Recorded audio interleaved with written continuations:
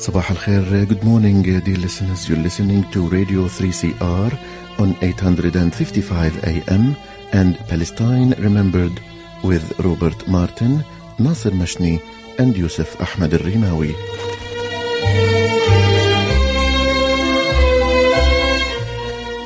Palestine Remembered is Australia's only English language radio program that is totally dedicated to Palestine. We'd like to welcome those listening on 855 and those that will join us on podcast at 3cr.org.au.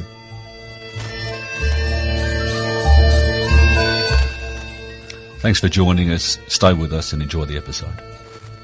Bringing you the news and views and the untold side of the Palestinian struggle for freedom from a Palestinian perspective. Good morning, listeners, and welcome to another episode of Palestine Remembered. Today we're going to share a remarkable Palestinian story, a story of a Palestinian resilience, a story of Palestinian steadfastness, and a story of so many different Palestinians of dislocation, separation, and ultimately growth and reconnection with family. But first we're going to speak to Yousef Shadid, who's the son of our star guest today.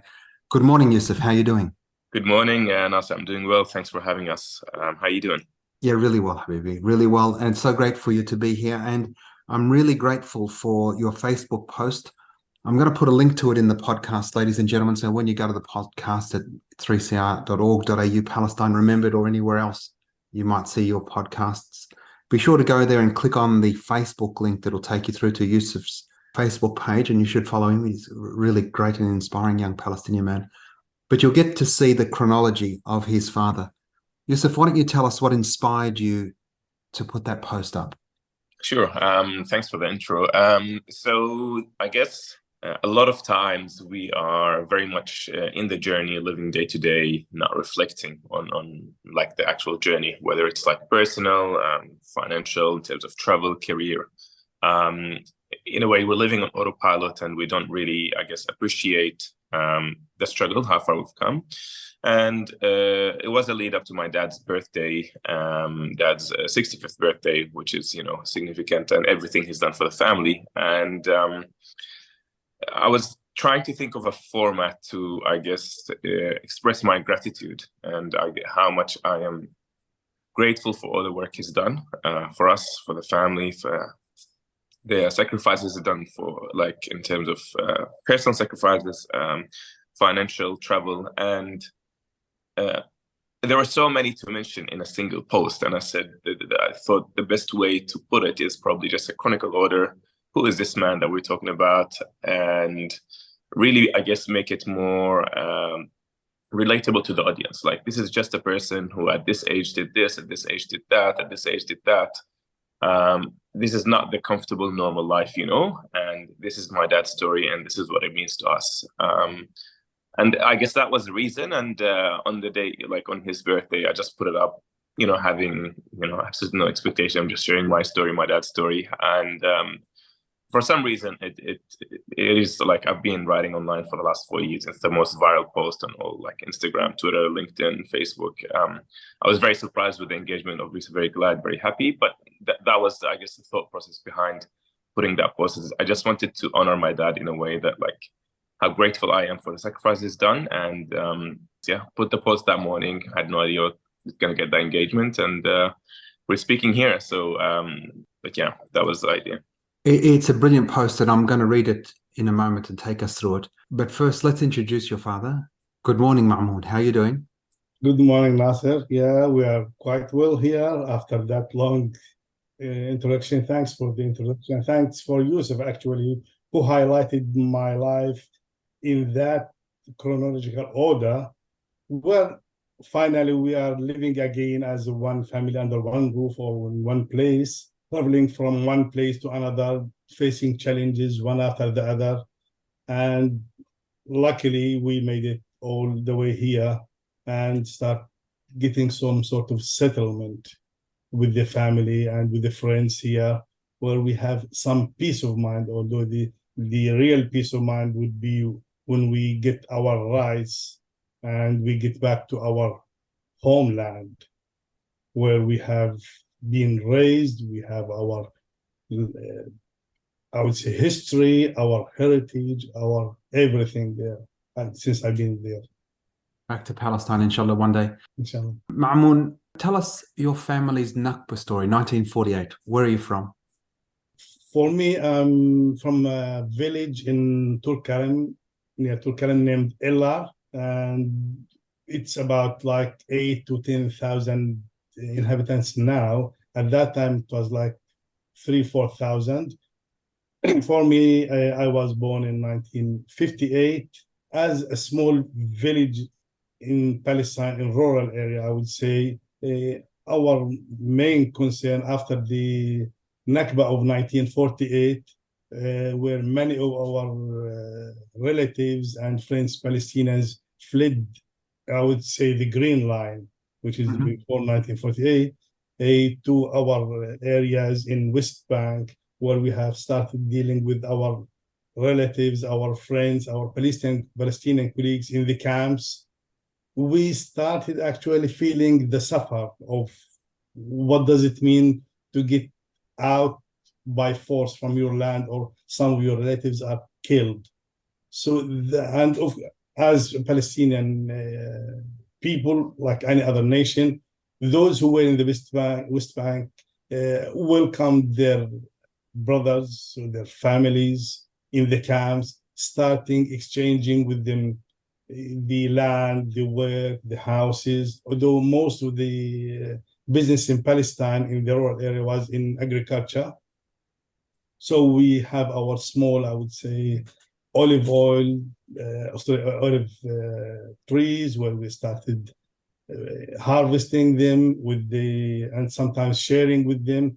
Our refugees brothers start sharing their efforts, and we're starting sort of recovery from the 1948. That's how the Palestinian community was working in that area. So Tulkarem, for our listeners, is in the West Bank, East Palestine, as we like to say, East Palestine. Tulkarem, so you've got a Hawiyya, Mamoun? Yes. The Hawiyya itself, when the Israeli troops invaded West Bank in 1967, anyone who was living at that time was granted a Hawiyya or Lam Shemel, or just give it a name, which is an ID that he is living in that area. So, for instance, my elder brother was working in Amman, in Jordan. So he doesn't have the right to visit, and he could not. So we used to visit him. So anyone who was in 1967 was granted the Hawiyya and can travel back and forth to Palestine. This is what we got in 1967. So this is just another way that Israel controls Palestine, imposes its apartheid laws to separate Palestinians. So Mamoun's brother, who was not within the borders of historic Palestine when Israel captured the rest of Palestine after 1948 and 1967, is denied connection to his land, doesn't have a Hawiyya, so his children don't have Palestinian IDs. Mamoun, Yousef and his brothers and sisters have Hawiyyas?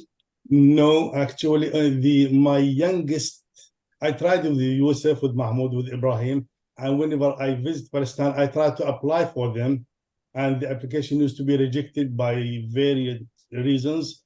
And luckily, the youngest boy and girl, Amal and Yunus, we just made it, and they got Hawiyya.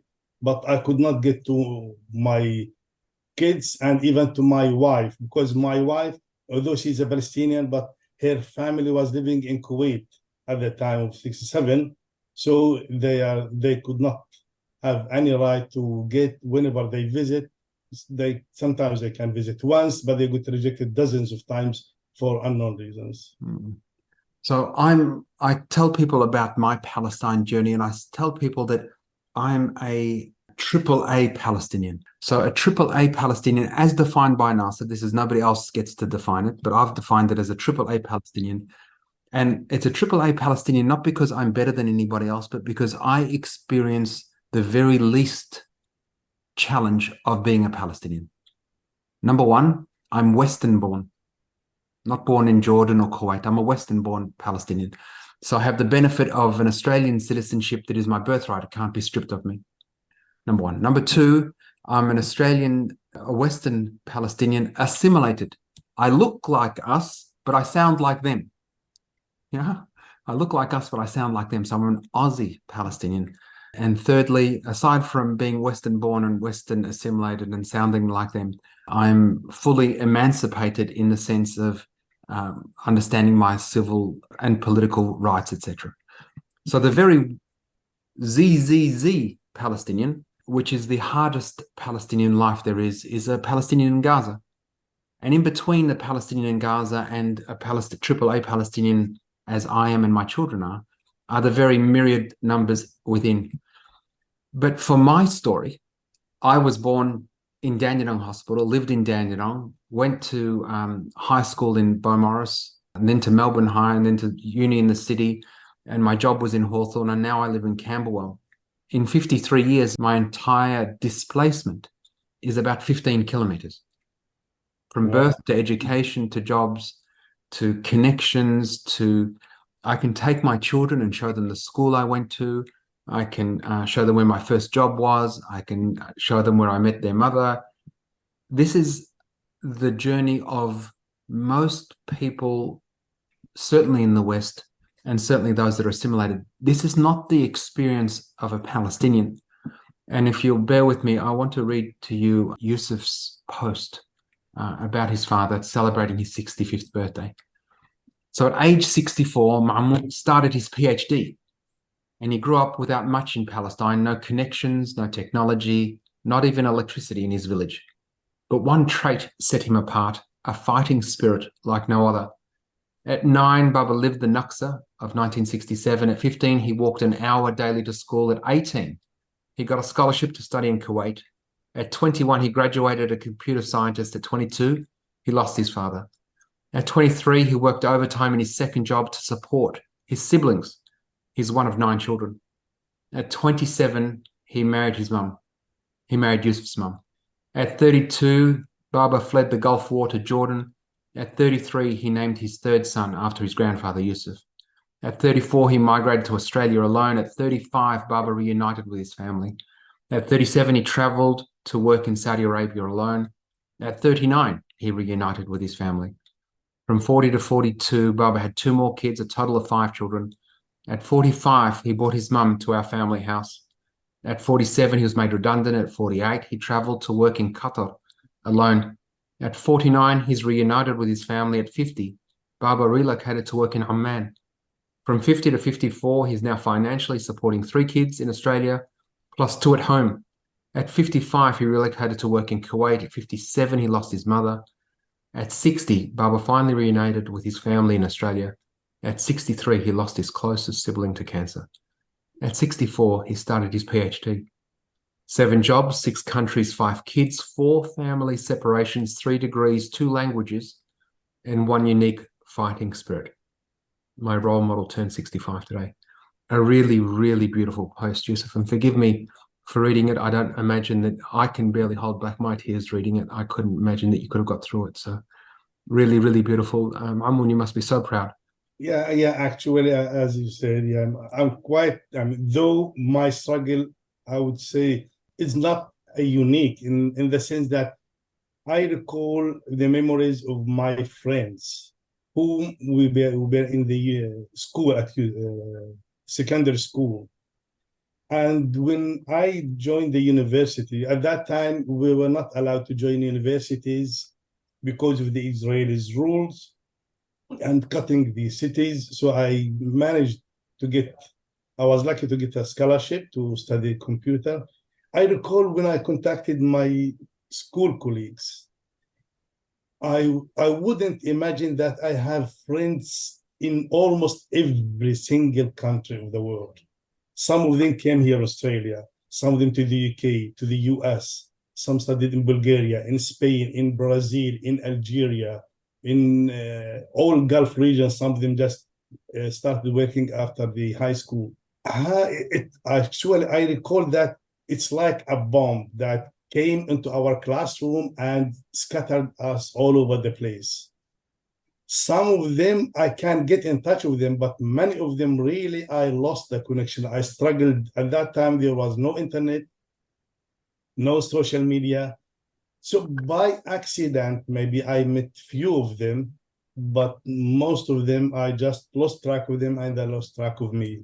Or I am trying always on the Facebook, on any social media, or any common friend to put us in touch with those old friends. This is from the friend side. However, from our land, that's another thing actually. Though we have a small land in Palestine, we struggle to maintain that land. We have olive trees, and also we used to have the citric trees, what we call it bayara in Arabic. So with those citric trees, the Israeli troops took control over the whole water resources. And they started raising the prices of water because we need to water the trees, gradually raising it, till we came to the point that it's not we are breaking even, and we were happy as long as we're not losing. Then the years after, we used to pay like every year $1,000, $2,000, starting getting to $5,000 extra on top of the what we get from the land just to maintain the trees. We ended up, we could not afford it anymore because we have our financial commitments. I have to support my family. I have to support as Yousef mentioned, my youngest brother, one of them went to study in India. My sister went to study in Ramallah at that time. So we got no option but to support the family. So we just let the bayar or the citric field go, and it has been just cut off. I mean, this is one of the, I would say, touchy items that we could not do anything in that regards. Often people don't realize just how brutally barbaric occupation is. We're in a state of relative calm at the moment because the operation that finished in Jenin a couple of weeks ago. But occupation, Israel's occupation, it's violent. All of it is violent. To steal land is violent. To steal water is violent. To deny movement is violent. To deny freedom is violent. To imprison people is violent. So when people talk about relative calm, Palestinians who live under Israeli occupation, it is violence every day. That's for Palestinians that live within historic Palestine. One of the great things about the world is increasingly they're understanding the apartheid regime, and Amnesty International's report speaks about apartheid, how it impacts every Palestinian. Apartheid isn't just inside Palestine. Apartheid is Mamoun's 3 of his children and his wife don't have Hawiyas. What is supposed to be Palestine, a Palestinian ID, should not be denied by the State of Israel. This is just another layer of control and violence that's perpetuated on us every day. Yousef, we're going to go into a break now, but you've queued up one of your father's favorite songs. Do you want to introduce the song? So this is one of the traditional songs, more traditional in a way that it's almost a classic. Wadih Safi is a very famous, obviously, Arabic artist. And the song is about the return, basically our hope, our struggle, our really wish, you can say, to return.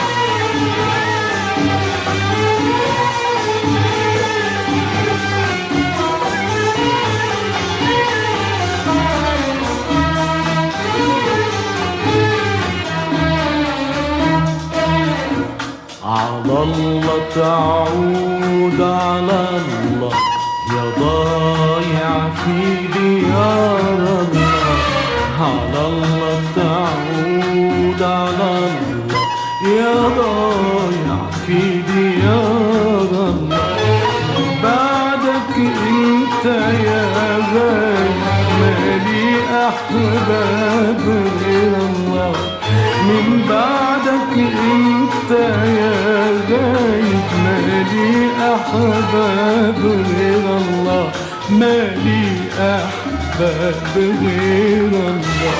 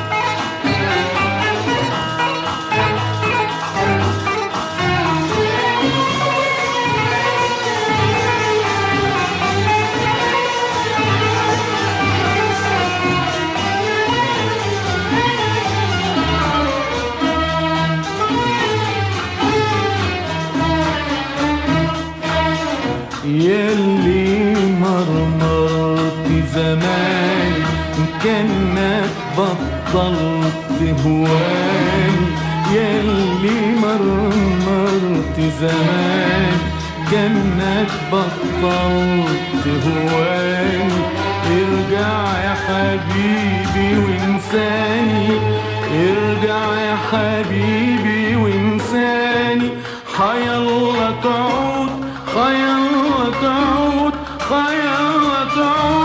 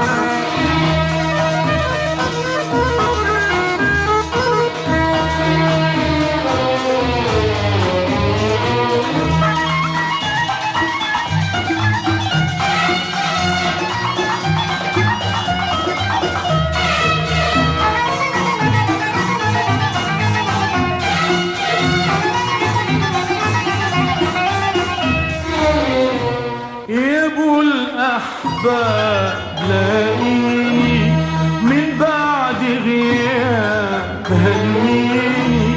يا ابو الاحباب لاقيني من بعد غياب هنيني. حاجمني دموعي تسقيني. نشفت دموعي والله.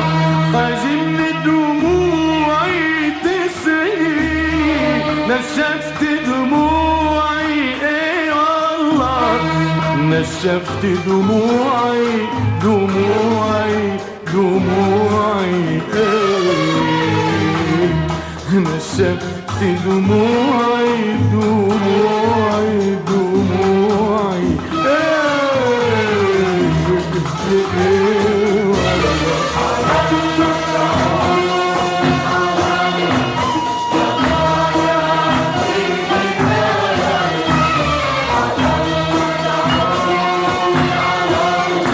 يا ضايع في ديار الله.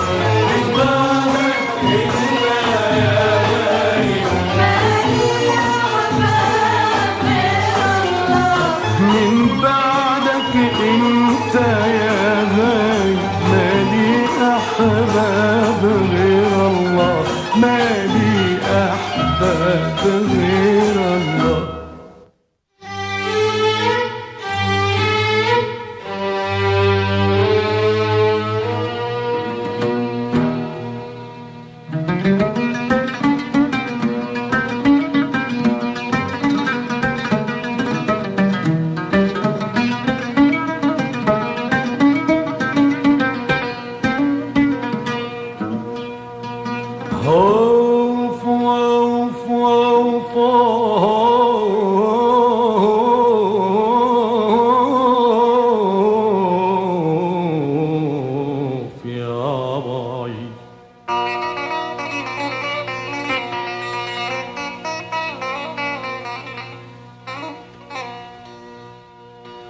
على الله تعود بهجتنا والفراح وتغمر دارنا البسمة والفراح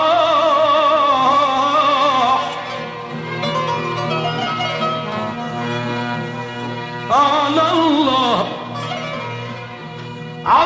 تعود بهجتنا والفراح وتغمر دارنا البسمة والفراح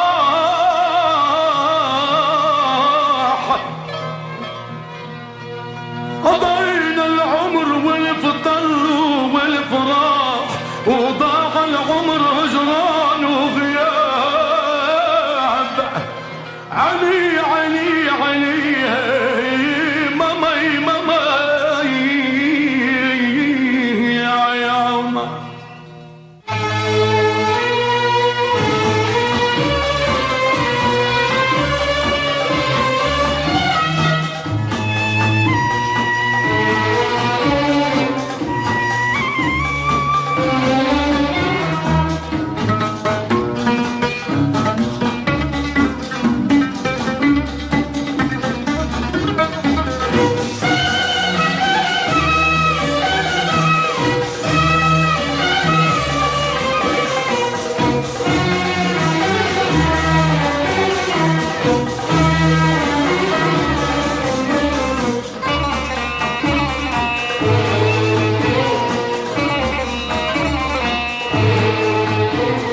لو جاني يوم مرسالك وطمني يوم عن خالك لو جاني يوم مرسالك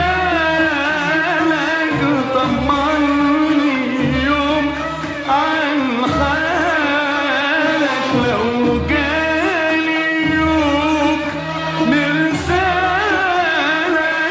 طمني يوم عن خالك واطرق لبواب كرمالك واسجد على ابواب الله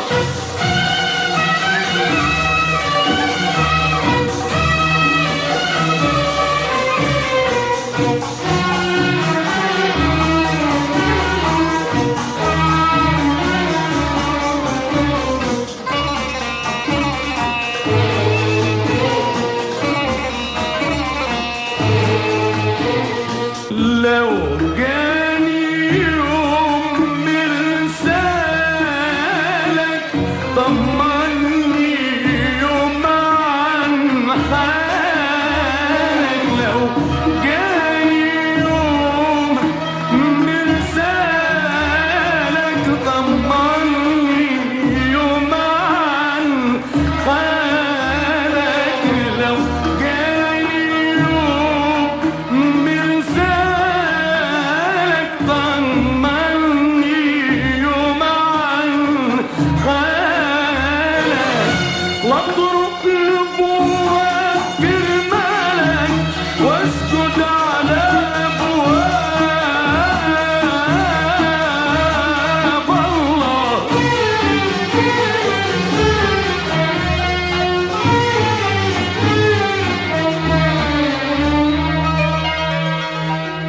واسجد على ابواب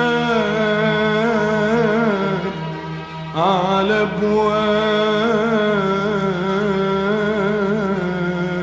ابواب الله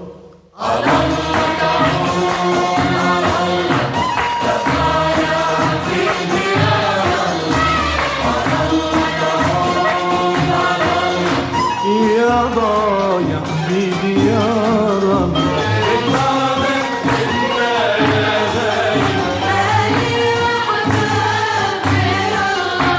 من بعدك انت يا غايب مالي احباب غير الله مالي احباب غير الله.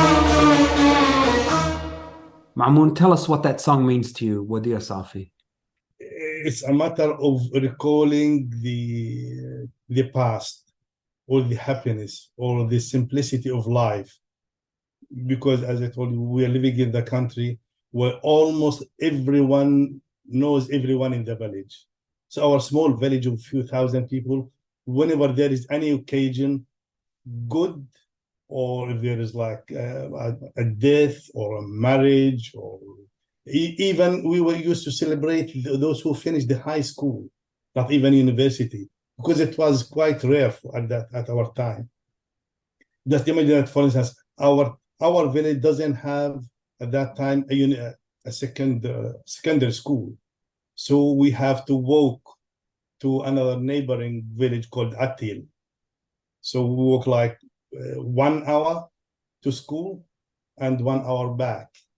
We can take the bus, but at that time the bus would cost us a shilling, which is almost a quarter of a dollar. But that was too much for us. So we want to save it, and instead we used to wait for 1 hour. But anyway, in spite of that, we used to enjoy the social network. That was the main mark in our village. So whenever there is any occasion for even in the harvesting the wheat, harvesting the olive, harvesting the almonds, normally people or the whole neighborhood, we all go to support each other. So today we are supporting Nasser, the whole group will go to support Nasser. Next day supporting Mamoun, so the whole group will go and support him to give him more support. And it's like a mental support by the end of the day. Mm-hmm. And that's tightened the relations between the people, and they started holding each other.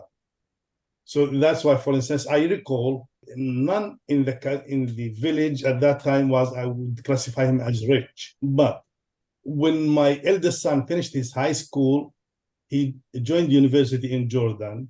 The second one, we could not afford to send him the money to support him. So our neighbors jumped in. They said, no, he should join university. And they started supporting, give us, of course, we got a loan.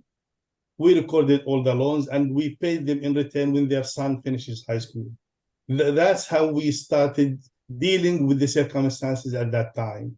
So the social network, that's what we really miss from that era. Yeah, with the song says, Allah ta'ud. Inshallah, such a thing would get back again. Inshallah, inshallah. And this is one of the beautiful things, the community, that social network, very much socialism. This is what the world is supposed to be. If I have one loaf of bread and Mamoun has no loaf, we both have half a loaf. This is Palestine. This is our greatest humanity. So I just want to, I guess, touch on the last point that Dad mentioned about the social life and occupation. Like, if you think of my dad's story, in a way, I've heard it from him firsthand for many years, and I've heard very similar stories. But my first trip to Palestine a few years ago was mind-boggling. Like, I was actually shocked by the amount of injustice and occupation. And I don't think the audience, like what you said about occupation being brutal, I don't think the audience actually understands how brutal it is when you're day to day. I remember we had to take a trip from Jerusalem to Bethlehem, which ended up being 4 hours, where it's 15, 20 minutes for Israeli settlers. I don't think people understand when you're living day to day like that, how tough and very hard life is for Palestinians. So even for me as a Palestinian who basically heard all these stories and heard my dad, so that was eye-opening. What struck you the most about the Palestinians that are there? Because you didn't grow up there, Yousef, so you didn't grow up under occupation, you only grew up on the stories of. What struck you most? What struck me most is the scale of injustice. It really did. Because we know it's hard life. We know there's occupation. We hear about it. We hear in the news someone gets shot or arrested or killed here and there. But when you're actually there, you're dealing with real people who are trying to make real careers. They're trying to live day by day. They're trying to visit their loved ones in the hospital. They're trying to make the ends meet. And they have to go through it on a daily basis. And in our trip, obviously, you said about the Palestinians differing and AAA Palestinians. Obviously, I'm privileged because I have the Australian passport. So in my trip, we got to see the other side of it, and we went to Jerusalem, and we went to Tel Aviv and Yafa and Haifa and these places, and you just can't help but to think, how do these places exist next to each other under the same system, yet treated so differently that it might as well be a completely different world? We go to Yafa and Haifa, the modern side of like what's called now Israel, and you're like, it's impossible for this to coexist with the reality of Palestinians literally just 20 kilometers away in the border, or 30 kilometers. And I think once we as a delegation got to see the whole picture. Obviously, we're not allowed in Gaza, and that's a different story. But we got to see like a big side of Palestine, in Jerusalem, in West Bank, in all of these cities and villages, and you really question how, I guess, we as collective society or as humanity have allowed such a thing to continue in the modern world. It's not something like you hear about in the news, or was history, or like World War II or these camps. Like obviously now we know it's horrible and we know it should not have happened. But we're witnessing this reality, like Palestinians in Palestine are witnessing this every day. So it was just really surprising and eye-opening for me, someone who's like absorbed most of my dad's teachings and struggle. When I saw it firsthand in Palestine, like I was just mind-boggled that something like this could still exist. So for the audience and for everyone, yes, you hear stories, you deal with Palestinians, you can relate. But once you visit there, even once, you will be just shocked at the scale of injustice by how people are treated. I've got so many examples, like someone who got dead or someone who got shot and someone who couldn't continue university and so on. But really just experiencing it firsthand, while for me it was only like 2 weeks, just imagine that's going to be your life forever, right? Mm. And that's something that most people can't really grasp because, thankfully in Australia and most of the audience in like Western countries, you just have a good life and you can't relate to someone who's living that on a daily basis. So that's why it's really important to not only have those conversations for those like who can and have the means to do a trip. Like it's really eye-opening, life-changing in terms of your perspective and how you see things and how you see the conflict overall, as opposed to just two people fighting. You actually understand the brutality of occupation. Mm-hmm. So yeah, that was my eye-opening trip. And that's after that trip a few years ago, that's when I started becoming slightly more active. I'm like, no, people need to hear that story. People need to know what is exactly happening in Palestine, not just because I'm Palestinian, because it's just inhumane. Like it shouldn't be the way it is right now. So yeah, that was the part about occupation that you said people don't understand how brutal occupation is, and they really don't until they sort of witness some of it firsthand. So Yousef, you were born in Jordan. You're raised in the Arab world. You're here now in the West. What was the difference when you crossed into Palestine? Was it different for you? I mean, you're still in the Arab world. Tell us about what you felt. It was different in a good and bad way, right? Because for typical Palestinian, having lived in different countries in the Middle East and having come to Australia, that sense of belonging, I wouldn't say was never there, but I don't really belong to a place more than now I belong to Australia because that's where I lived most of my life for now. But before that, like prior to that 15 years ago, 10 years ago when I went to Palestine, I never really had that sense of belonging. So crossing the border to Palestine and then seeing how the welcoming is from the Palestinians, people who've never met us, just the fact that we're Palestinians returning to our land, seeing that firsthand, that was a very unique feeling and very special feeling. And then a few days later, when you cross the border to go to Jaffa and Haifa, and seeing the other side of the story, this like the side that's promoted as like the heaven and democracy in Middle East, that was just, there is a conflict in my mind. Is like, how can people sell this virgin? Like, how can you justify living in this very comfortable life while your human neighbor, let alone politics and religion, is living a substantially more difficult life on a daily basis? So there were those thoughts where like, this is really hard to grasp. It's really hard to grasp how these two stories coexist or like are not being promoted or not being, I guess, talked about often. So for me as a Palestinian, the sense was a great sense of belonging because it's the first time to my land. But it was also a conflict with myself. Is like, how did we not only allow this, how did we not know about this, us being Palestinians, the people who are actually supposed to promote the struggle and the virgin and like all the stuff that we're all about in activism. So for me, the only time I've ever felt like I belonged was there. Didn't matter where I've been in the world. Absolutely. So that was a very unique feeling, like the sense of belonging. When I crossed the border, when we had like a delegation, people welcoming us, I didn't feel that anywhere else. Like that feeling is just so unique, and it's hard to explain because I've only felt it there. Like no matter where I went, even like today when I'm traveling and they say, where are you from? I say I'm Palestinian in Australia, right? Or I say Australian from Palestinian background. Like Palestine have to be there, right? Even though I've never lived in Palestine, all I spent there was 10 days. But it's that sense of belonging that just, it's hard to explain for someone who didn't experience it. And yeah, definitely, I guess those emotions were highlighted like when we were in Palestine. Yeah, a unique sense of belonging like no other. Yeah. Ladies and gentlemen, you've been listening to Mamoun and Yousef Shadid, an amazing Palestinian family. Mamoun, congratulations to you and very best of luck in your PhD, and thank you for joining us today. Thank you, Nasser, and thank you for letting us, giving us this chance to explore some of the Palestinian lives, I would say. But again, I say that many of my colleagues at that time, they are scattered all over the place in the world and have similar stories and similar suffering. And most of them, they have similar successes, I would say, by those whom I get in touch lately.